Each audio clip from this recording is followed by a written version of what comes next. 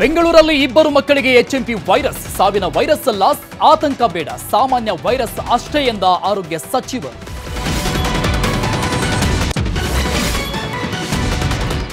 HMP virus ಭಯ ಬೇಡ, ಮುನ್ನೆಚ್ಚರಿಕೆ ವಹಿಸಿ ಮಾರ್ಗಸೂಚಿ ನೀಡಿರುವ ಆರೋಗ್ಯ ಇಲಾಖೆ. ಸ್ಯಾನಿಟೈಸರ್, ಮಾಸ್ಕ್ ಬಳಸಲು ಸೂಚನೆ.